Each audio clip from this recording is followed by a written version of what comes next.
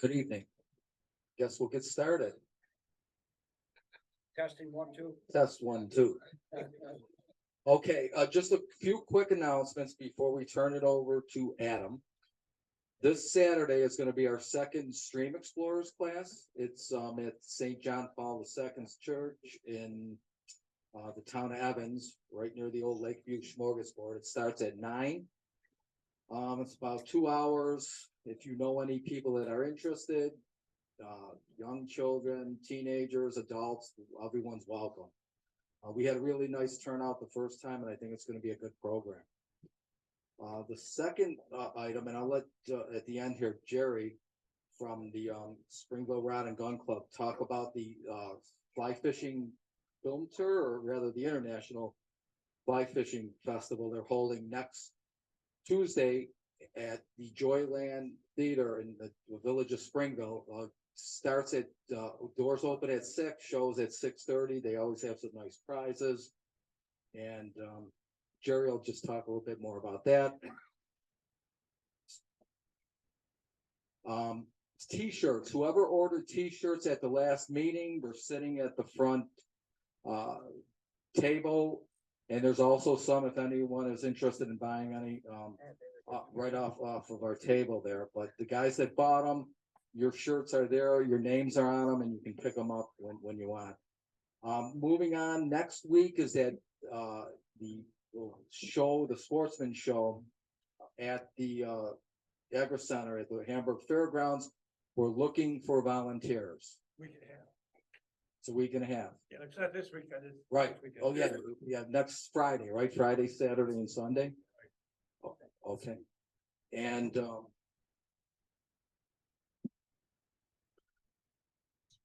we're going to have a women's fly fishing event, tentatively scheduled for May 20th. If any of you know any women that are interested, daughters, girlfriends, wives, we'll have more details as things move along, but it's going to be the first time we're running this, and we're really looking forward to that. One thing, volunteers for that too?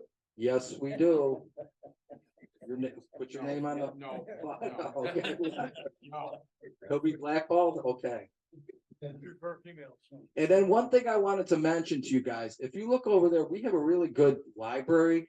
I know a lot of people are into the phones and the quick instant information, but we threw together a really nice library with a lot of the classic fishing books. And sometimes it's just nice to take a book and read through instead of, getting it all on the YouTubes and stuff. And there's a lot of history there. So I would suggest you take a look at it. And then finally, we have elections, and I'll turn it over to Chuck. I'll be real quick with this. Next month is our quote annual meeting at which we need to hold elections. The treasurer, secretary, and vice president are all annual elections. Presidency is every other year.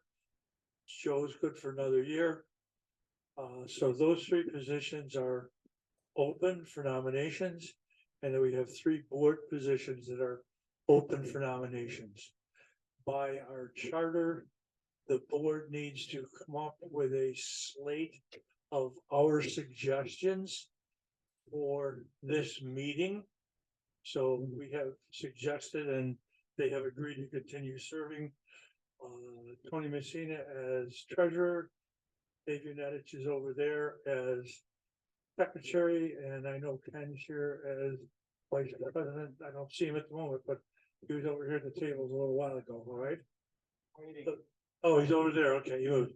And then the 3 board members whose positions were up, who have agreed to run again, is Don Kwiatkowski, who's in the back, Jim Jowsey, who's over here, and Jim Budney, who I didn't see him, but there he is. Okay, now that does not preclude other people running. So at this meeting, we open for nominations from the floor. We'll do that again at the beginning of the next meeting and then hold the election. So if anyone would like to nominate someone to run for one of those positions, or if anyone would like to nominate themselves, feel free to do so now. you have to tell the person you're nominating? Well, they'll have to be asked before they're running. So, okay, then I need a motion to close the nomination since nobody spoke up. Okay, we got Don and Dave. So, okay, nominations are closed. We'll open them again at the beginning of the next meeting the same way, and then have the election. Jerry, you want to come up a minute, please, and tell us all about the festival? Thanks, Joe. Thanks, guys, for allowing me to be here. Springville Field and Stream has sponsored the IF4 International Fly Fishing Film Festival again. It's a good night. Films from all over the world. You guys, a lot of guys have been there already anyway.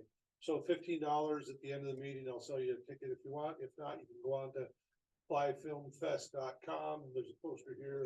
Adam's also got a poster here.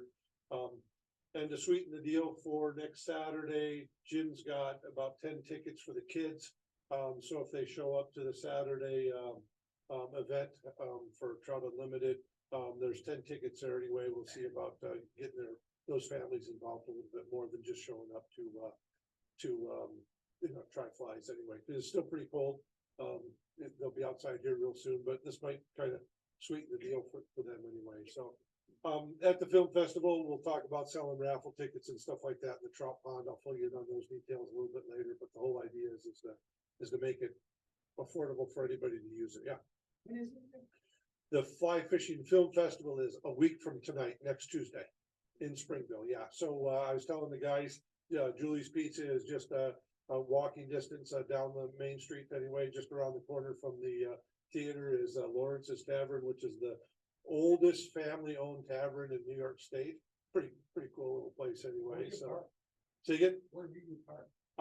you can park behind the stores or in the Catholic church or in the bank. And there's some parking on Main Street too. So yeah, so it's pretty easy to get in and out of there. So yeah. Hey, thanks for the help. Thank you. Okay, just a disclaimer, we always tell you guys this is being recorded. So if you ask questions, you're gonna be on the recording, it'll be on YouTube. I'm gonna pass the mic around so your questions are heard by Adam. And I will turn it over to Adam. I don't think he needs an introduction, but he's the fishing manager here, and not for you, Brian. Here you go. Well, thank you, everybody. I'd like to thank Trout Unlimited for allowing me to speak at my store. So it's fun. Let me get real professional here with my little microphone. But yeah, so I think I know just about everyone here in the room. For those of you who don't know me, my name's Adam Slavinski. I am the fishing manager here at Orvis Buffalo. Been the fishing manager for about 3 years, been here at the shop for about 7.5, so quite a while. Enjoyed every second of it. But today I'm going to be speaking on Atlantic salmon fishing in Eastern Canada. I have been pretty fortunate to learn the great fishery that sits just on Eastern Canada in the Gaspé Peninsula from my father. My father's been fishing in that area for just about as long as I've been alive, and I've got to take quite a few little tips and pointers off of him. So sometimes this question's hit or miss. Has anyone here fished for Atlantic salmon, either in Canada or any parts of the world? Yep, and beautiful. So I got a couple, but for a lot of you guys, as I go through this presentation, you're going to see a lot of similarities to our Great Lakes steelhead fishery here in terms of the presentation on some of the flies. But a lot of people just don't know the quality of the fishery that we have, from about 15. Thank you, Tech Man. I appreciate you. But, the Gaspé Peninsula, so it's up in Quebec, so I'll get that started real quick. So, real quick, I found this really cool quote that I like from the baseball player Ted Williams. And for the people that know me really well, know that I hate hot weather. And this quote probably sums me up better than anything, that the 3 greatest game fish in the world are tarpon, bonefish, and Atlantic salmon. But I'll take Atlantics any day of the week. I couldn't say that any better myself. So I thought that was a really cool thing to throw in there. So the Gaspé Peninsula, found in northeastern Quebec, just above the border of New Brunswick. So from here to about the town of Gaspé, which is one of the more notable, I would say, cities on the peninsula where a lot of fishing's found, which is right here up at the tip of Gaspé. From Buffalo here to there, about 15 to 17 hours of a car drive. It's not too bad. And as I go more in depth, you're going to see why that truly is almost, I'll take that drive any day of the week compared to some of the stuff found around the planet. But with a close-up look here on the Gaspé, there are a lot of different rivers that you can target. And for any of you who haven't salmon fished before, and maybe have done a little research, some YouTube stuff, because it is pretty amazing.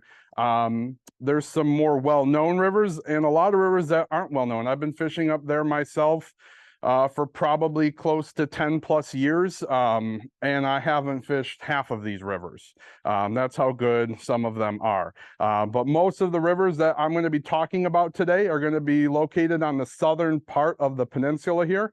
And then one river that actually touches the border of Quebec and New Brunswick.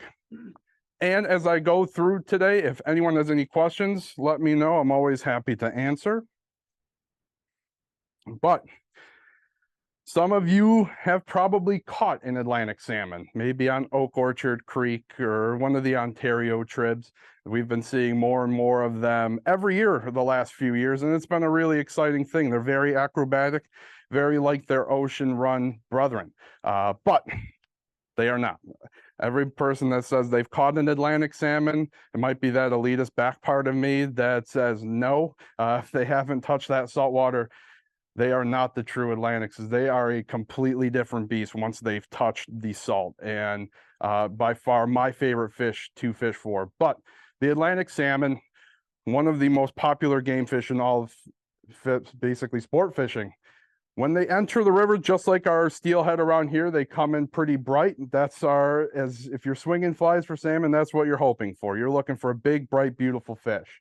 But just like our steelhead here in the Great Lakes, the longer that they're in the rivers, the longer or the darker that they become. Like our steelhead, they're more of the basically a residential trout color. The lard, and I like throwing this picture in here. My dad, again, the guy who's taught me everything, holding onto the scruff of my neck, has been, like I said, fishing up there for 25 plus years, and he has been given an infamous title of catching some very, very large Atlantic salmon. And every time I step foot in one of those rivers, I'm trying to beat this fish right here. One day I might be able to do it. But like I was saying, though, and then real quick counterpart to that, and you can see this fish is getting a little bit there. Like we have kind of our Jackson skippers in our steelhead world, there's kind of something similar to that in the Atlantic salmon world. That here is what we call a grilse. That is a one winter fish. So when these fish go out to the winter, this fish typically stays out there for about one winter, where this guy here, that fish could have been out in the winter for 3, 4, 5, 6 years. The longer they're in the ocean, more shrimp and stuff they can eat, bigger that they get, essentially.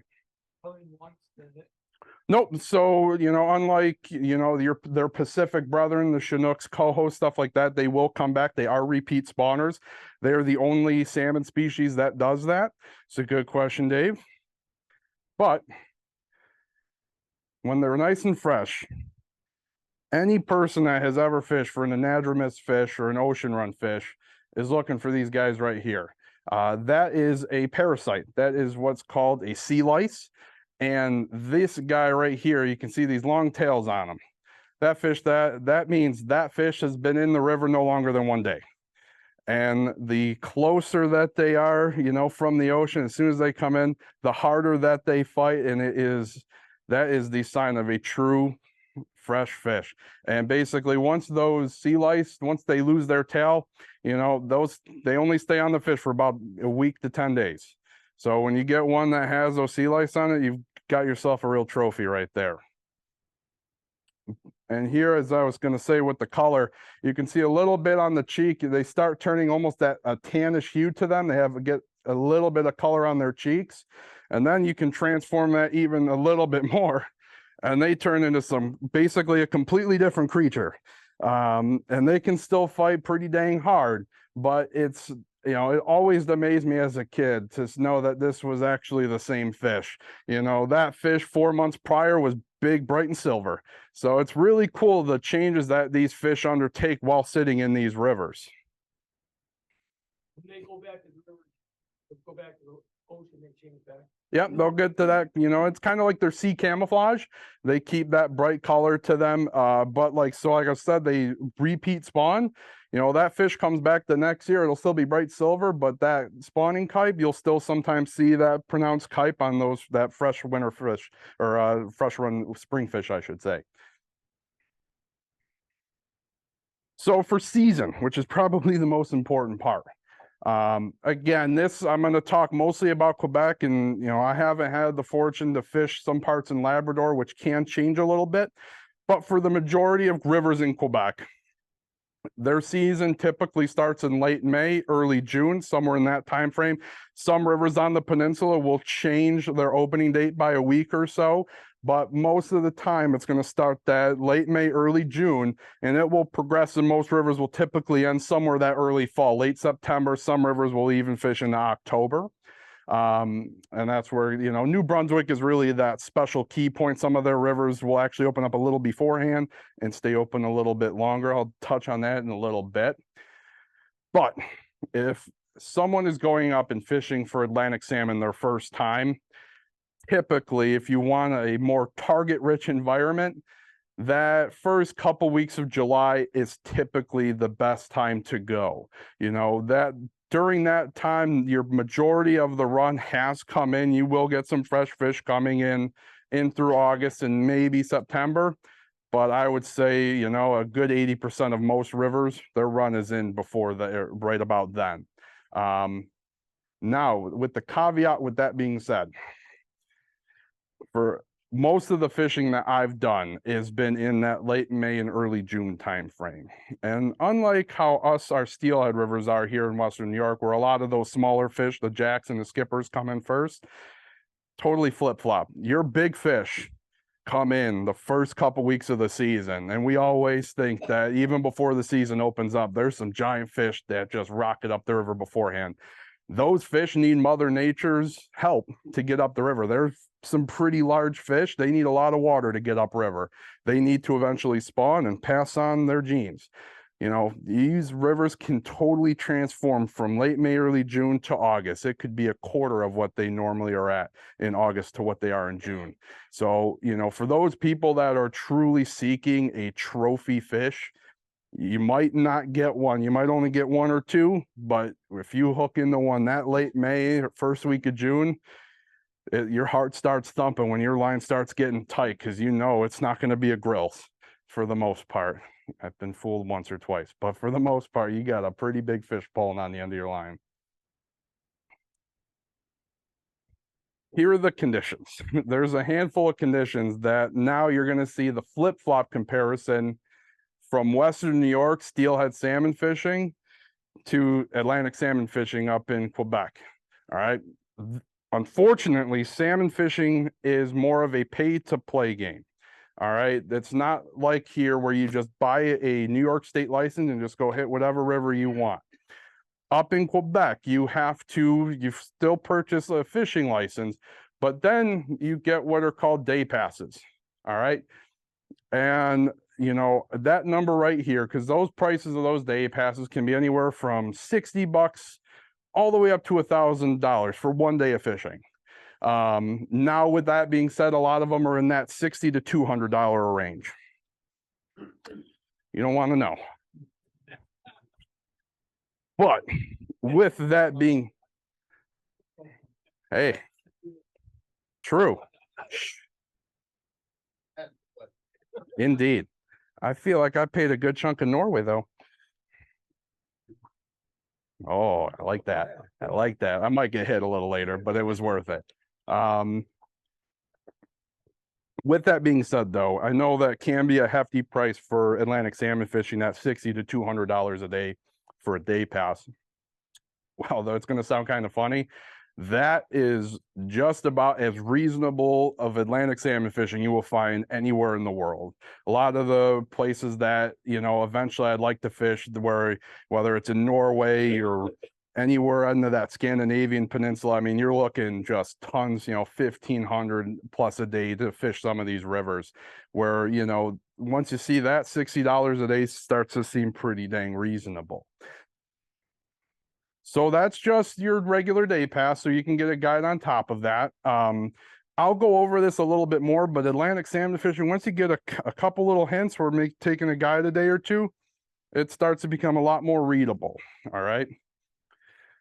And for Quebec and New Brunswick, Labrador, it's a fly fishing game only, with a handful of even more restrictions. There will be no bait shops that you'll find on these rivers. Okay, it's strictly a fly fishing game.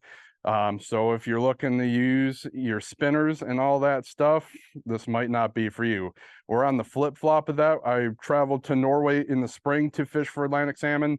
Out there, it's anything goes. I saw a lot of guys fishing shrimp, just straight raw shrimp, and chucking big spoons.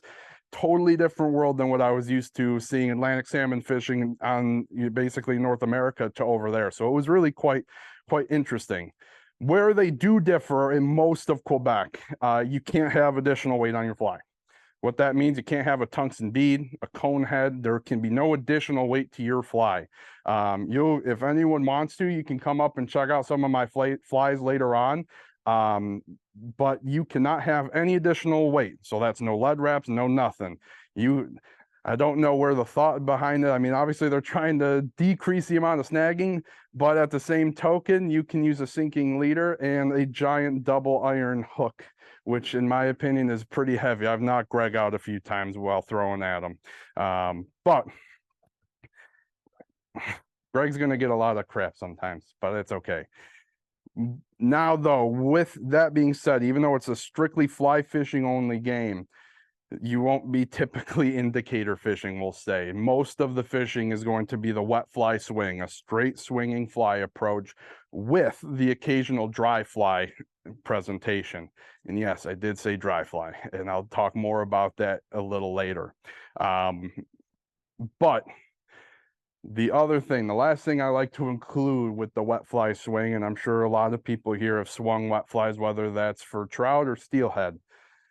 Salmon, though, and I have been the victim of this, and more recently I've seen it a lot.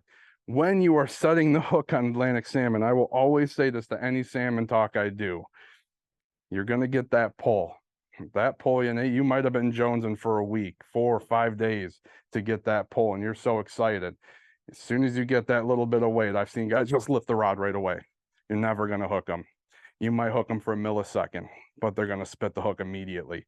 What you need to do as soon as you get that pull, you got to wait for that extra weight. And what I mean by extra weight, as your fly swinging across in the current, that fish comes up, it's going to bite it. That's your initial pull. You're waiting for that more weight, or it grabs your fly and heads back to where it came from. All right. When that fish turns, that's that extra weight you're getting, and you'll feel it. That is when you then set the hook. I was fishing with a friend of mine on a very famous river in Eastern Canada, and she won the watery water, which I'll talk about later. So I was a very special guest. I've never fished this river before. I was jonesing. I've never been so excited in my life. She's an awesome lady. I love fishing with her, but she may be one of the worst salmon anglers I've ever seen, because for first pass through the pool, she casts, she steps, she's getting right into the good part of the pool. We've seen fish rolling. I see her line. Little tick, boom, missed it. She did that 4 times consecutively, and I'm about ready to pull my hair out. All right. And luckily she did she lost a couple more, but I got one and it was all gravy. But that day really told me, man, you got to wait.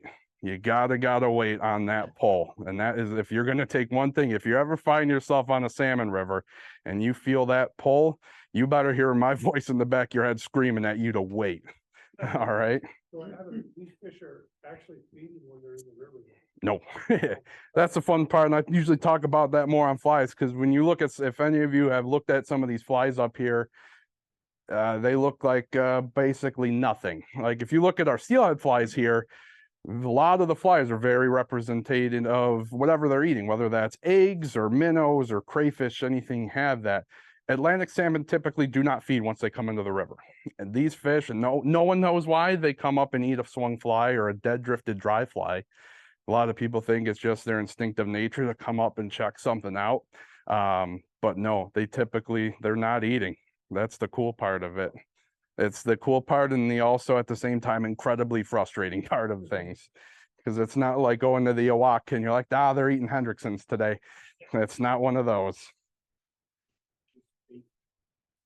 Not typically. In a lot of these rivers, it's very weird. Like, here, in the spring, you go on any of our steelhead streams, you're seeing bait fish quite a bit. There you typically don't see. And yeah, there's bugs and stuff, but an occasional one might go and swipe at something. But a lot of the times they're not feeding. They're strictly focused on one thing, and that is to make some more salmon. Any questions, guys, before I keep going? All good? Beautiful. So again, I'm not expecting any of you guys to memorize these, but here's a handful of rivers that I fished that are probably some of the more sought after ones in Eastern Canada. So your first three, I will say, you have the Restigouche River, which that is probably the second most popular salmon river in all of Eastern Canada. It's a phenomenal river known for its very large salmon. There's a tributary off of that, the Matapedia. Another great river I've had the luxury of fishing. One that I haven't fished, though, is the Miramichi. That's a little bit more south in New Brunswick. Still, it used to be a really, really good river. It's starting to get a little shady in terms of fish numbers. But other than... So I'll kind of go into more access later, but there's ways to fish all of that. The Miramichi, I've been there. Mm-hmm.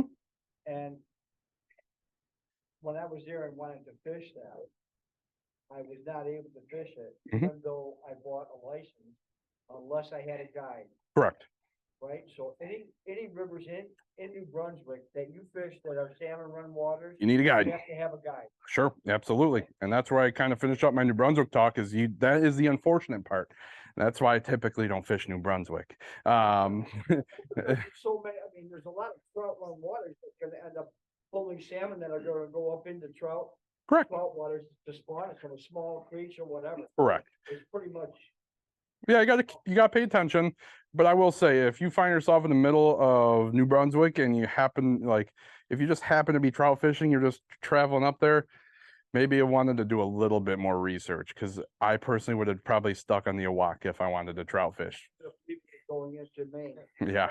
And a lot of people, there's more and more striped bass in the area. A lot more people are going for striped bass than the trout there. But Mike leads me into a good point with the rest of the rivers I'll talk about. In Quebec, you don't need a guide in most places. 99% of the rivers, you don't need a guide, which is, for me, phenomenal, because like Dave mentioned earlier, there is easily accessible water. And yeah, you might have to pay that $40 day pass, but once you get on it, it's, for a lot of the rivers, are very easily readable.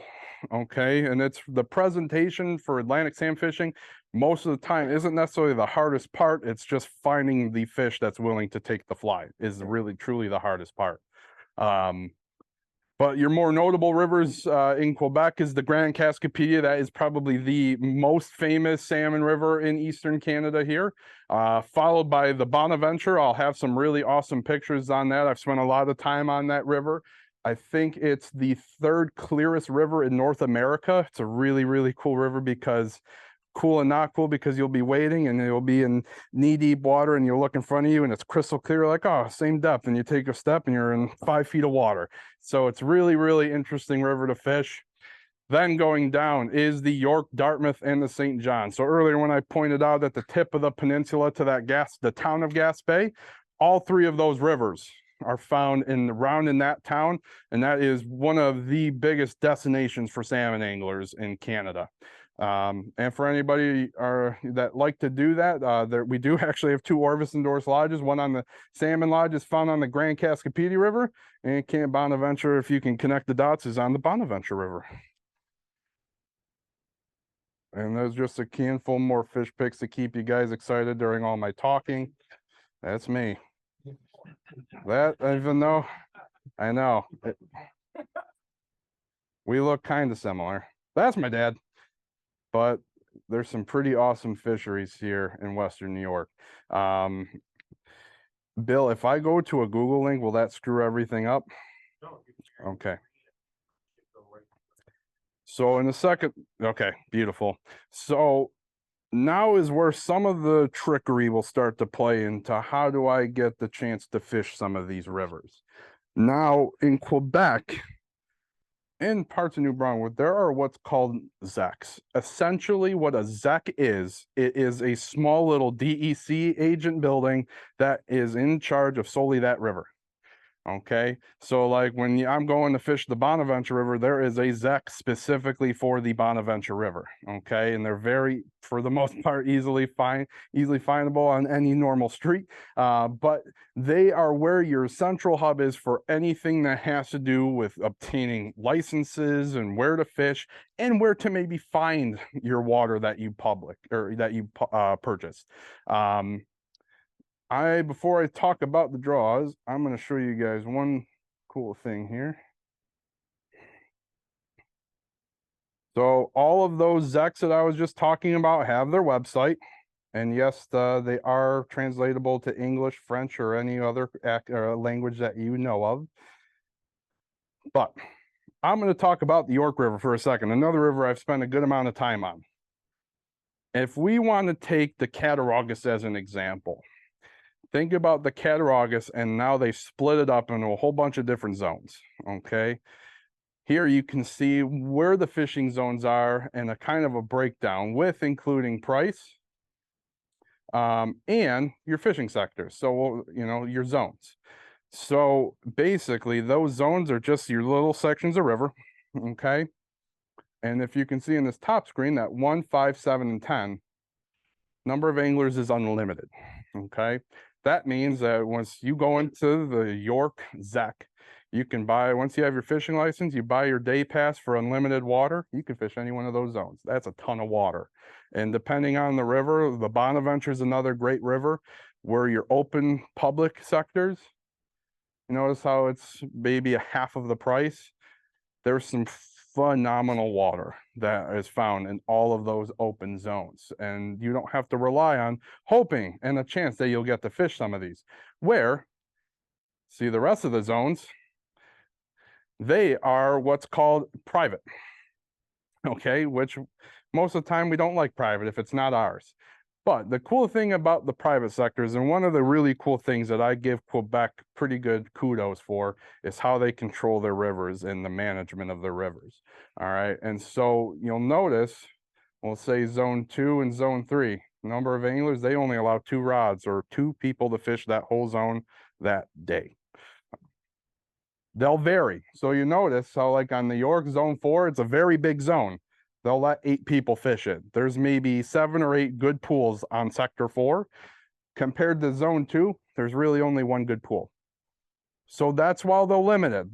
They got a pretty good headset on how many people can fish what zone because of all of that. So usually the more anglers, more water there is. So that's another good thing to remind. And any questions on that? Sometimes that's confusing. So They demark the zone? that is very heavily marked.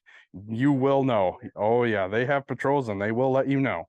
But yes, there are big signs, and at some places there is even a line across the river, because there's sometimes where like you buy a access in the zone 1, and maybe there's some really good stuff that's just on the lip of 2, and you're like, there's sometimes a line that goes straight across the river. They're like, you cannot fish here, and they are very adamant about that. So good man, Dave, did I pay you? Because you are great.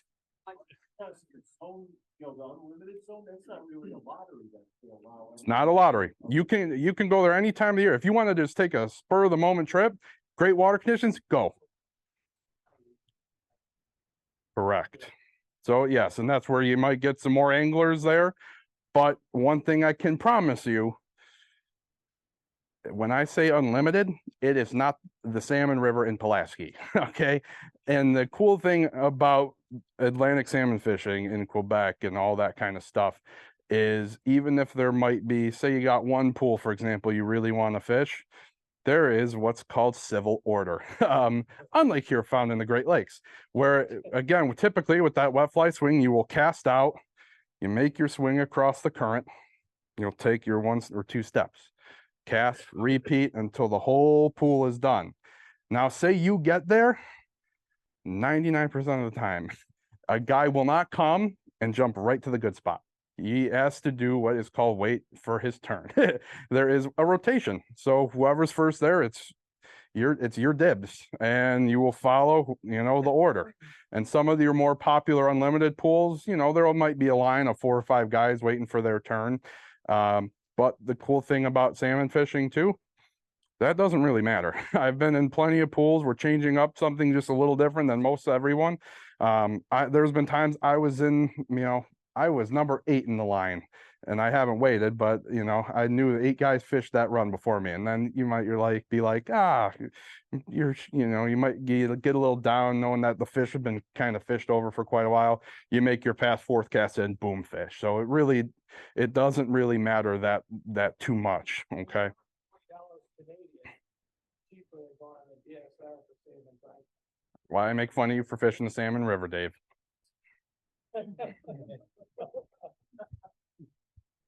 But you might ask, how do I get those other private sectors?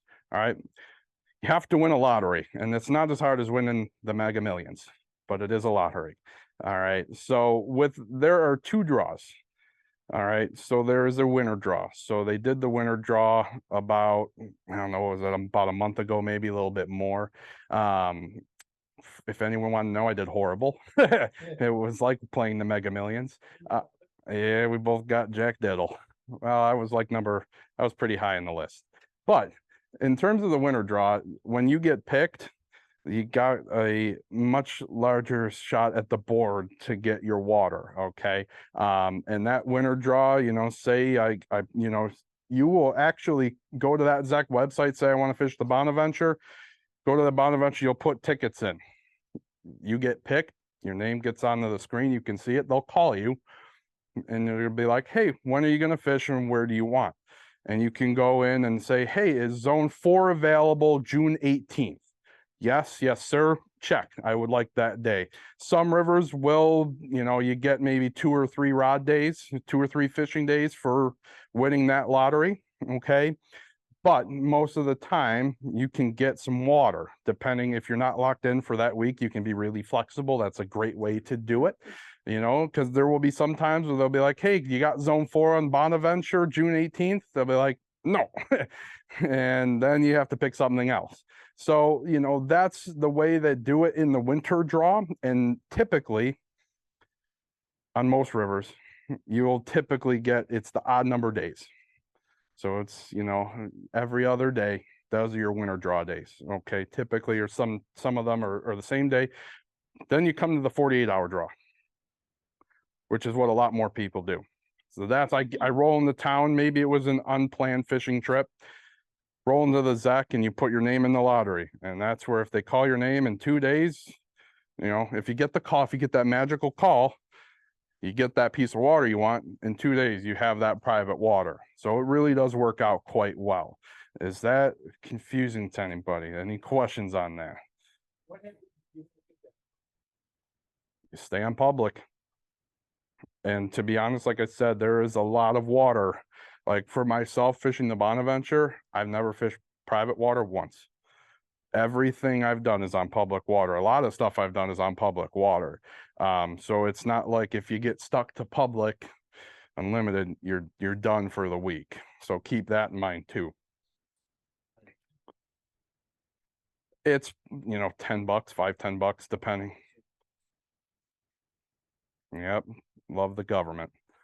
But yep, I forfeited some money this winter. All right. Any other questions, guys, before I move on?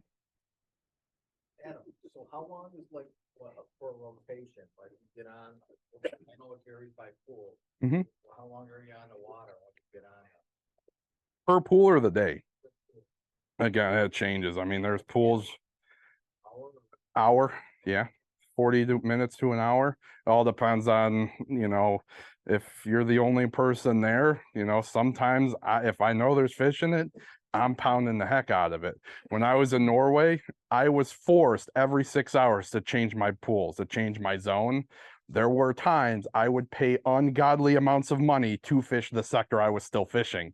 And so, you got to keep with, unlike, Norway and Quebec, if you're on that pool, if there's fish in there that you can pound it all day. But typically,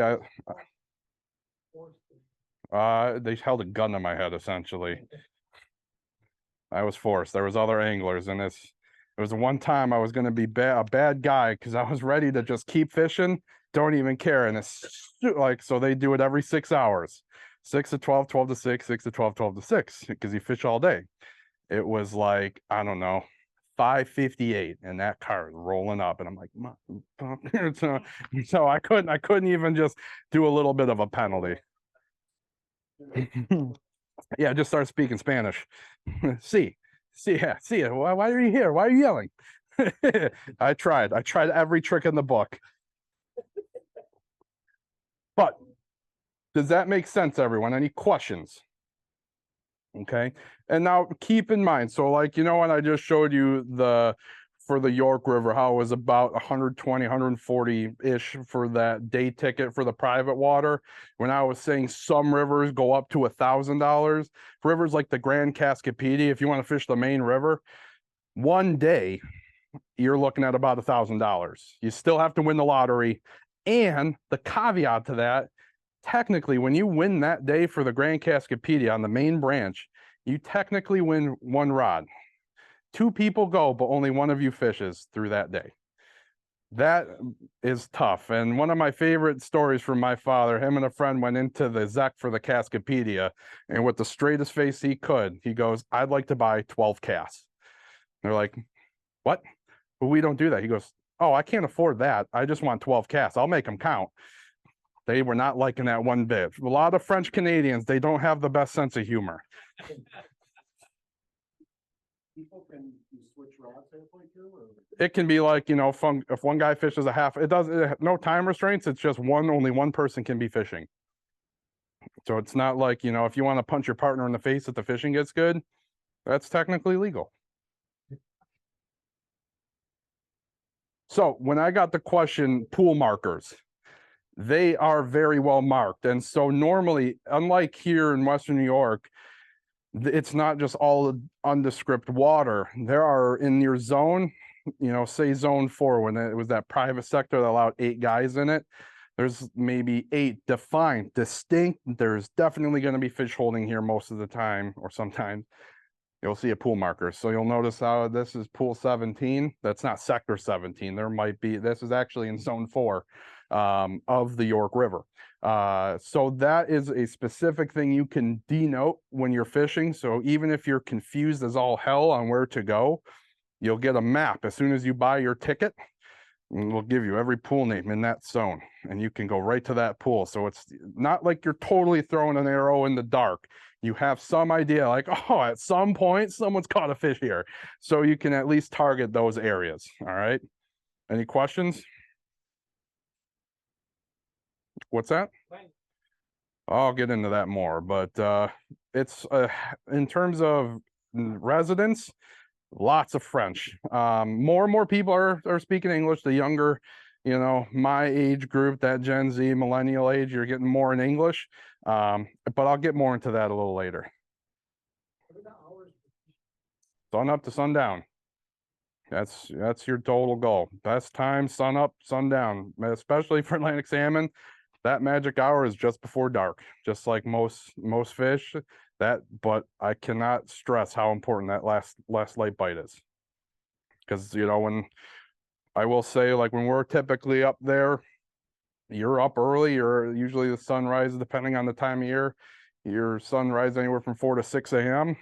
You're on that water a half hour beforehand, and you can still play a little of your Great Lakes tactics. If you want to make sure you get to a pool first, you can get up a little earlier.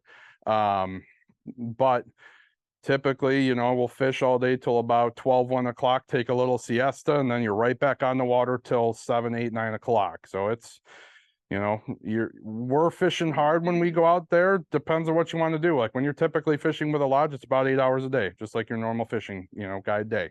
But the more you have your line in the water, better your chances. All right. Well, single hook. No, I'll get more into that later. Michigan crickets, absolutely. Launch them. So here's just another picture, and this is on the St. John River in the Gaspé area. But again, this is zone 1. So you can see here, it will give you some options. It tells you which way to go, so you're not completely lost up there, okay? Again, so this is later in the summer, but this is the York River when the water's a little lower, but it wouldn't be uncommon, you know, you get to see some really cool topography of the rivers, but you know, coolest part, your eyes get drawn right to maybe the 50 salmon sitting right on the bottom of the river. You know, and I will say, just because they're there doesn't mean they're eating. I can promise you that. And it's one of the most frustrating things in the world. You're almost wishing that you couldn't see them. Because again, I'll talk more flies, but they will actually hit dead drifted dry flies that, you know, are no kidding that big. They call them bombers because it looks like a freaking bomb going through the air. But you could throw it at these fish and Atlantic salmon are the one fish in the world where I personally had this happen, where one fish will break off from the pack and look at your fly. You'll see it. It'll sit inches under the fly. It'll go under it for feet and it'll go right back to where it was without even opening its mouth. It could do that a straight hour every cast. It's the most frustrating thing in the world, but every once in a while, it opens its mouth. So that's what keeps you in it. But it can be incredibly frustrating, but incredibly cool. I mean, there are some rivers where again, those more expensive rivers, they have a history of some very, very large Atlantic salmon. You know, and there's been times where we've seen a 30, 40 pound fish hanging out in the middle of a run. It is quite captivating. Yeah, that would be exhausting. Yeah, absolutely. I mean, you're probably looking 10 to 15 feet deep. It's a heavy fight. That big picture of my dad's fish, he wanted to cut the line off. He was fighting it so long. It was a big fight. And again, some really cool, and just, you know, the pure beauty of the whole area up there. And the Gaspé Peninsula has it's not the biggest mountain range that you'll ever see, but it's what's called the Chick-Chock mountain range that goes up through Quebec. And, you know, it makes some beautiful, really, really cool rivers. Absolutely beautiful. I love it up there. You know. So say something about anybody that has maybe studied French in school, or you know some French or anything like that. It is totally different.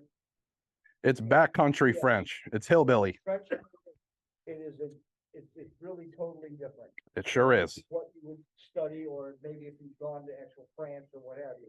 Indeed. Very, very different. It'd be like the difference between how we speak English here, and if you are in the Louisiana Bayou trying to understand somebody that's got a chew in their mouth. Indeed. It's very different. Very, very different.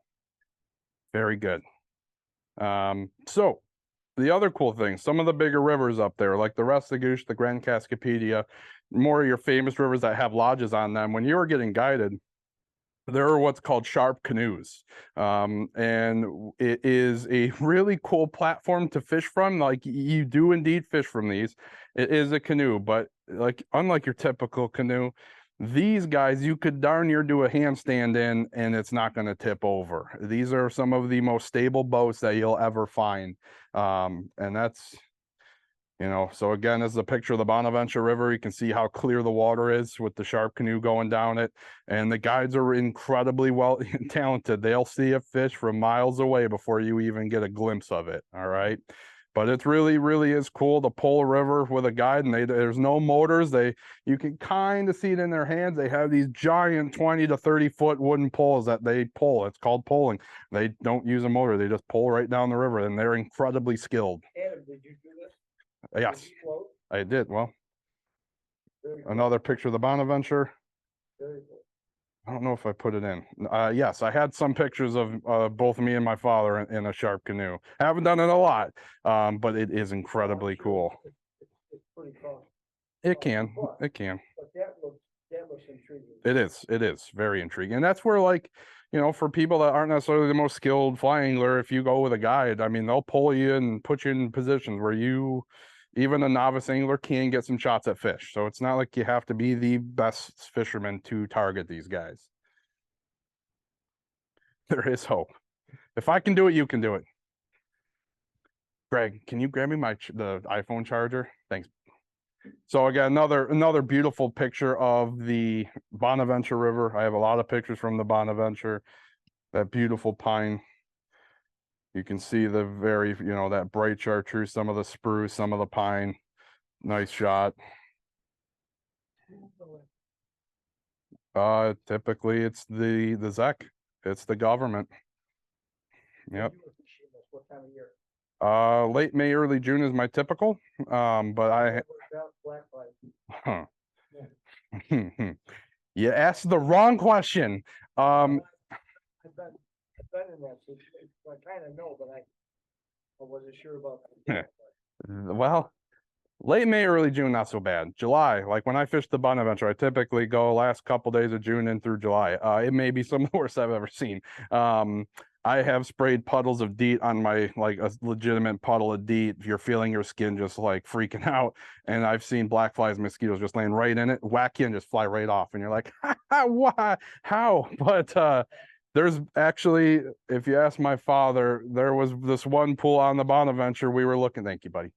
We were looking to fish, and it was, we knew fish were holding in it, but we get to the river, we get out of our car, we look across the river, and we see this like black haze, and we're like, what is that?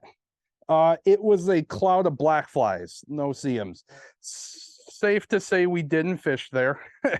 But if you do go in that late, you know, in that July, you know, in that summer time frame, be prepared. Bring bug gloves, and we've even fished with bug nets on ourselves.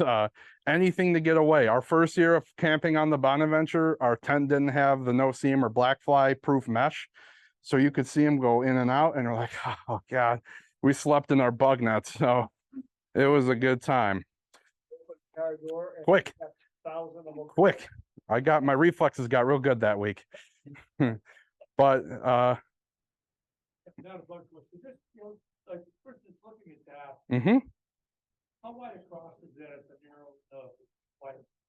I mean, here you're probably looking 60 feet down and through here 80 feet, and then it gets quite long. I mean, you can see this guy's fly line. I mean, this is a big pool, but there's times, and again, in the summertime, this is still a big pool when the water's lower, but you know, there's times where if you're a good fly caster, you can pump out 80 to 100 feet with either two-handed rod. I'll talk about tackle later, but with two-handed rods or a single-handed rod, it pays to be a good caster in these pools, because again, you can see the really cool geography, these big giant rock slats going right into the river, and this is very, very deep. And typically the salmon don't hold here. They'll sit right in the tail here, and they'll sit right off these little chutes, even in the chutes sometimes.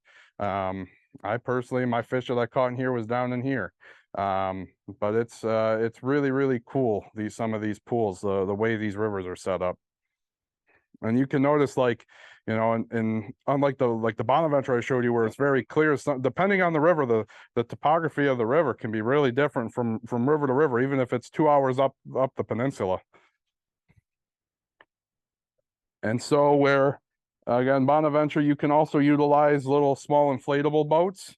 We don't fish out of these guys. We merely use them as a taxi to get down the river. But again, just another really cool shot of the Bonaventure. Another picture of that sharp canoe. This was on the Mattapedia River, tributary to the Restigouche. There it is. I thought I put it in there. This was a really, really special day. Typically, most guys don't get to fish in my earnings, don't get to fish the Restigouche, but we got a special call from a friend, and it was a really cool moment to share a boat on that river with my dad. Again, just another, like, a lot of guys, if you're real lazy, want to hire a guide, you can just fight the fish from your seat. They'll net it right, get right out of your boat. All right, things to look for. So we kind of talked about this earlier, but a lot of people do speak French. And having a translator apps have come very, very far ways since the smartphone was invented, but having a good translator app can be really helpful. With that being said, on the Gaspé Peninsula, when towns were getting founded, every once in a while you'll hit an English settlement. So you could be driving straight through French Quebec, and then out of nowhere, everyone in this town speaks English. It's the craziest thing you'll ever see. There are a handful of towns that do not like Americans, but they're very few and far between. But having a translator can be good. And Mike kind of said it earlier, French Canadian or Canadian French is that real hillbilly type of way. Sorry to any French Canadians in the crowd right now, but it's definitely helpful. Definitely helpful to have an app. When it comes to Gaspé, probably my favorite thing, like I said, I kind of touched on it earlier, is the scenery. There is just, even if you're not a salmon angler, the scenery just around that part of North America is just simply beautiful.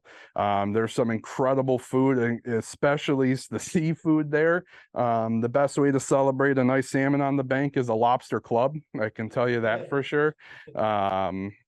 But, you know, the other thing that you can do is if you have a significant other that's complaining about how many fishing trips you're taking, it's a great thing to merge together. I got my girlfriend right on the ropes of going up to Gaspé for, there's some awesome parks up there, some awesome hiking, and there's also some awesome salmon fishing. There's a lot more if you get her involved. Oh, she does. She likes it. She doesn't like the black flies as much. Indeed. But and then there's tons of wildlife. Most notably, things that scare me the most, they're moose, but there's tons of wildlife. That's just one of the more touristy attractions. The Gaspé Peninsula is a world famous tourist attraction. The Per Se Rock is what this is called. Jetties out into the middle, basically right off the shore. You know, and in low tide, you can actually walk right in throughout here. It's really, really cool. Some beautiful sunsets over the Gaspé kind of coast right here, going right over the St. John.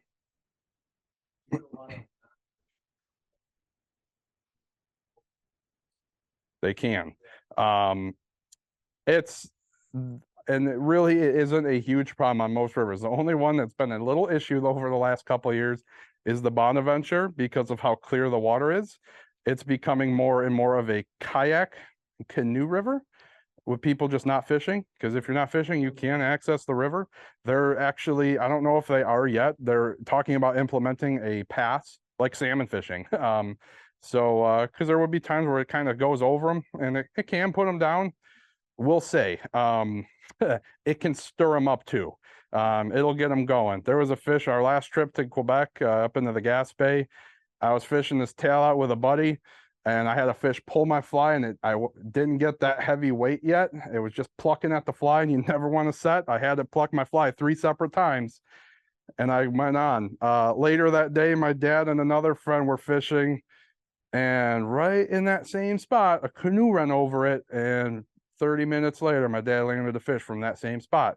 Sure, it was my fish that was pulling on my fly. I will hold that to the day I die. But yes, it can stir them up, but it can also put them down. Any questions so far, guys? We're good? Cool.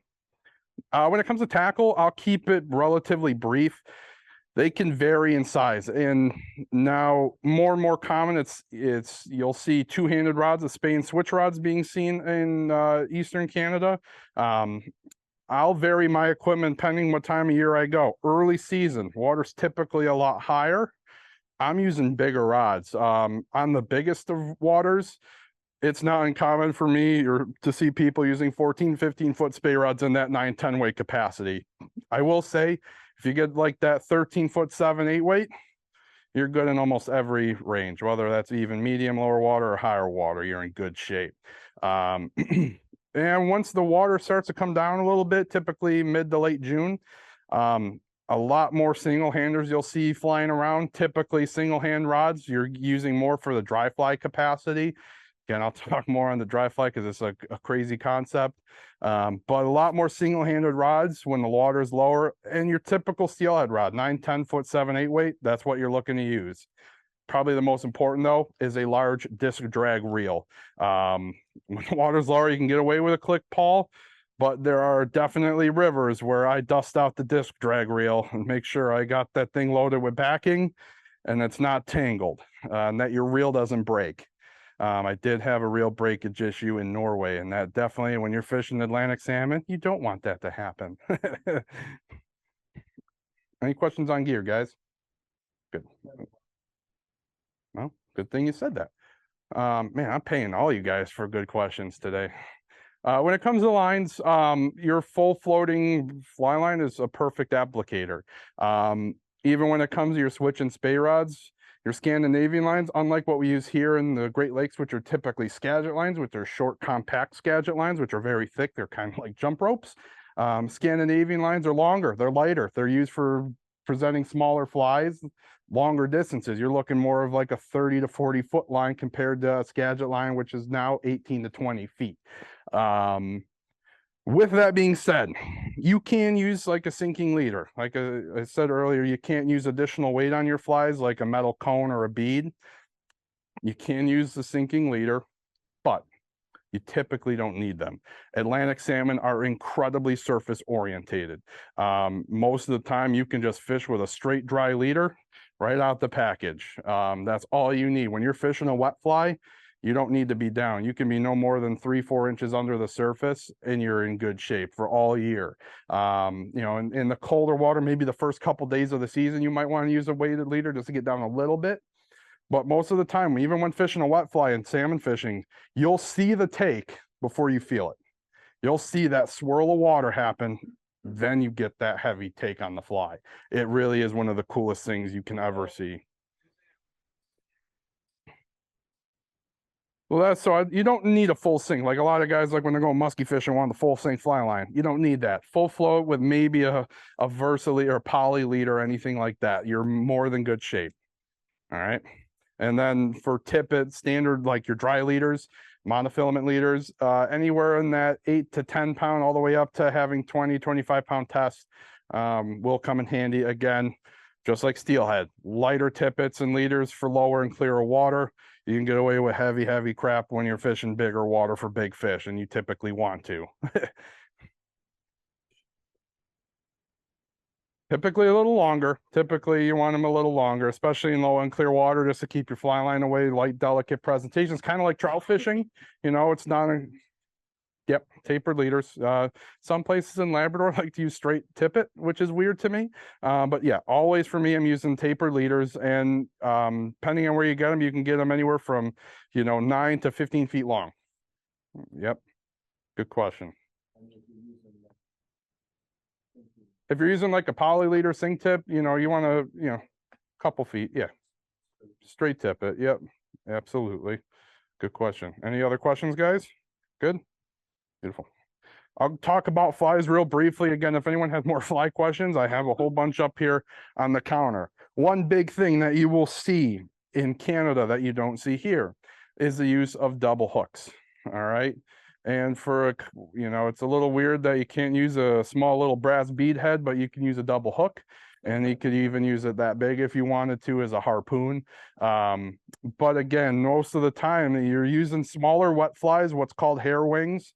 You know, whether it's just fox fur or a squirrel tail, whatever have you, that's your wet fly. And again, they're no more than sometimes 6 inches a foot under the water.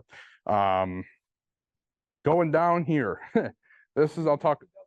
Yeah, I have. Yep. When in Rome. I used. Say that Quebec is the Labrador exception to double hooks. In New Brunswick and Nova Scotia, it's single hook only. Correct. Absolutely. Correct. Correct. Correct. And even on that, even if there's special river that you're on, definitely double check the regulations. I personally, you'll see a lot of my flies up here. I'll use tube flies quite a bit. There are a handful of rivers that don't actually allow you to use tube flies. straight standard iron hooks. That is all you're allowed. So most of the time when you're in Quebec, which is where I've done the majority of my fishing, you know, double hooks are allowed. But check the regulations. All right.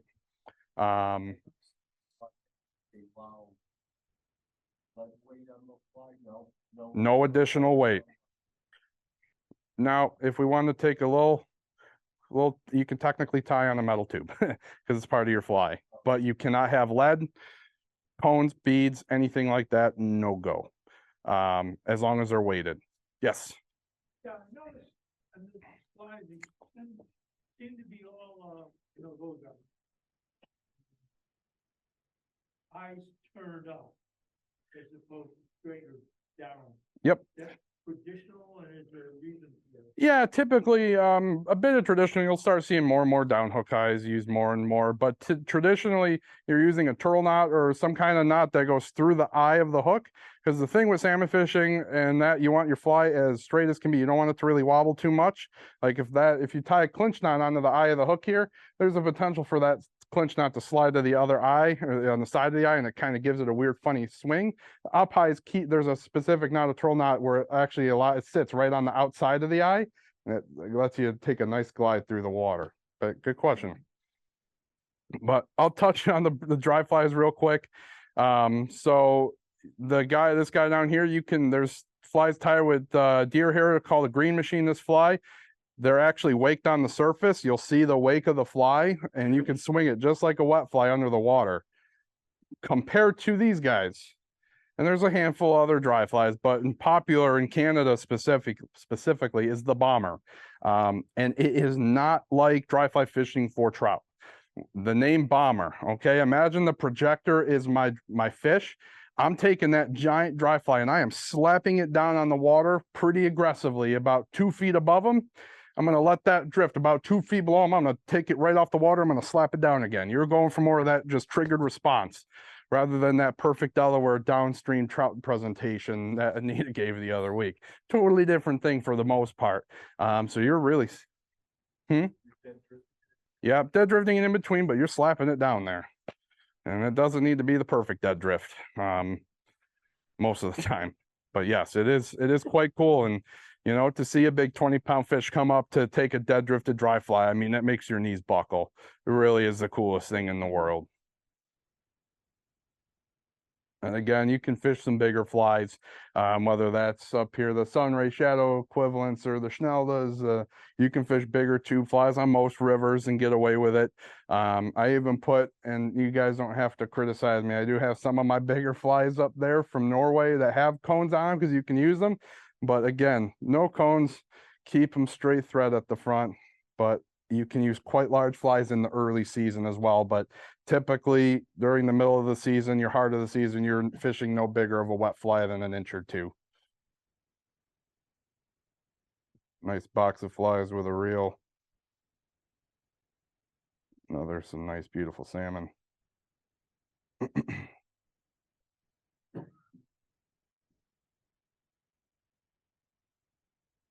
But I mean, it's, you know, you'll have depending on the variation of rivers, you know, depends sometimes the size of the fish that they get. Some rivers are more known for grilse or these little guys.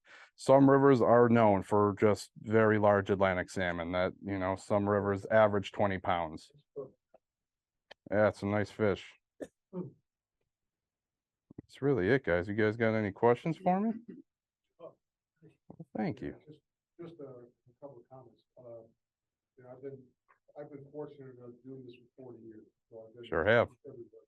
I will say that the Gaspé is exceptional. The clarity of the water is, you'll be standing and looking at 10 feet of water, you count that one.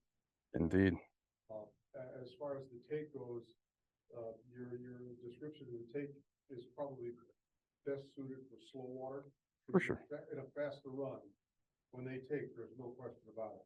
For sure. Like someone pulls a rod out of your hand. Definitely. You don't have to figure it out, you know. And I would also say that you don't need a guide in Nova Scotia. Nope. And there's great fall fishing in Nova Scotia, and you can do that. It's called public water. You don't need a guide, and you go there pretty cheaply. Indeed. If you want the best, my favorite though, of all time of gas rivers. You just can't beat them. And I go a little later than you do because 1 out of 5 fish that I catch there is on a dry fly. And Indeed. Like you said, there's no bigger thrill than watching a big horse come up and take that, you're in for it. Indeed. Me, Fish Margaret Harbor? Pardon? Did you fish Margaret Harbor? No. Mostly Cape Breton Island? Marguerite and, Middle River Yeah. and, Humber. Up in Cape Breton. All right, Mike. Right? What's up? How much does it grill stay, Ken? Can be a couple pounds, you know, typically they're not too big.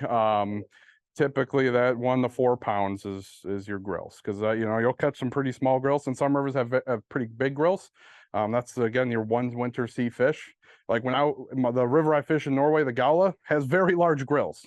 Their grills are actually they were saying, now granted that's what they say, their grills are more that 6 to 8 pound. They're quite big. And that, you know, one of the things that I've been told, you know, you're really, and some of them to a degree, but the grills have a little bit more of a distinct kind of point tail. Your salmon typically have more of a flat end of their tail. But yes, the grills are still incredibly fun. I mean, the grills, I've been on a few trips where the grills have saved my trip, you know, and that's typically in the grills you start seeing more in that maybe the last couple days of June, but in through July, August is when you start seeing more and more of those grills show up. Thousands of dollars. Unless you want to tell them you declare war. No, I've never had an issue. I'm not seeking for an issue. There's no firearms. There's no. Nah, I'm not keeping anything. Well, early in the season, you're allowed in Gaspé, you're allowed like 1 fish early in the season for a very brief period of time. Yeah. After that, it's all catch and release all year. Most of the rivers you. Correct. Yeah. And there are some rivers that are fully catch and release, but there are a lot of, unfortunately, the Gaspé River, so a lot of them do in that early season do allow you to harvest a fish. I've unfortunately I've seen locals harvest a 20-pound hen, and it is truly earth shattering. But, you know, especially especially the Gaspé rivers, the fish and runs have been fairly stable. Last year was actually quite good. But for a fish number that almost every anadromous fish, whether it's steelhead or salmon, the runs are going down. A lot of the rivers in Quebec are holding their own in the whole eastern Canada. Especially once you start getting up into the Labrador areas and stuff, it's more away from people. It's definitely a bit easier. Well, it depends. So if you want more of like a hotel that's fairly accessible, lodges, I mean, you know, you better be booking now for next year for most of those rivers. Like Camp Bonaventure only takes 8 guests a week. You know, so that's something to think about. But there are places where you can camp on some rivers and that, you know, call in advance. But I've never had an issue of them kicking me out because there's no room. You'll find something. Any other questions, anyone? Brookies, you're saying? Yeah, you'll still catch some brookies. You know, with the gear you're using, it's pretty unmatched. But yeah, there's still some brook trout rivers. You know, I've caught some sea run brookies they're quite large. Yep. You know, when I catch them, they don't look like brook trout. They look more like salmon. They're very silvery. And it's unfortunately, when I go up salmon fishing, they're my biggest enemy because you're fishing all week and everyone, you know, that 4th day you get that bump and you're like, and then it's a trout and it's, so they're awesome fish. If you hook up to the 5-weight on one of those things, it's awesome. But when you're using an 8-weight, it's pretty cool though. Any other questions, guys? Land is a totally different thing. I usually tell people you can get a chance at a fish a day, chance or 2 at a fish a day, and that's doing Yeah, that's a pole.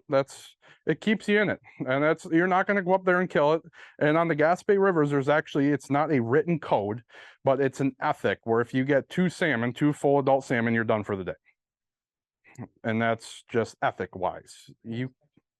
That's catch and release. Yep. And you're not keeping them. So, we always say you can always go past that, but the fish gods will know, and they will smite you.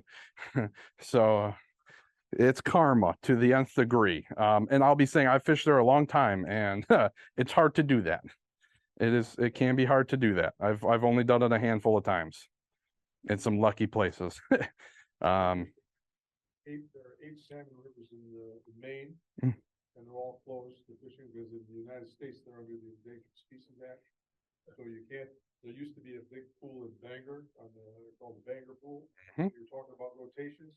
There was a guy who would sit up on the hill with a bell, and he'd watch people move down the river, and if you were dallying, you got gone.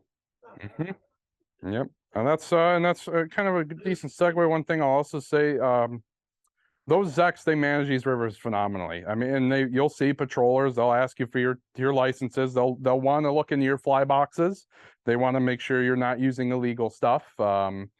It is managed incredibly well, and for what is one of the best resources in my mind on this planet. All right. Striped bass, man, and the warmer waters. But anyone has their own take on it. I don't think the striped bass have anything good to do with it. I've talked with people that say striped bass have nothing to do with it, that they've caught, but I've also talked to a couple people, specific surveyors that have caught striped bass that have 10, 12, 20 Atlantic salmon smolts in their bellies. There was a drone shot. It's a pretty famous, you can find it on YouTube. They do a drone shot right over the mouth of the Miramichi, and as far as you can see, it's pretty much all striped bass. No, the oceans and they have always been there, but not to this number. The oceans, with them warming a little bit, they can go in more prevalent numbers, a little higher on the Gaspé.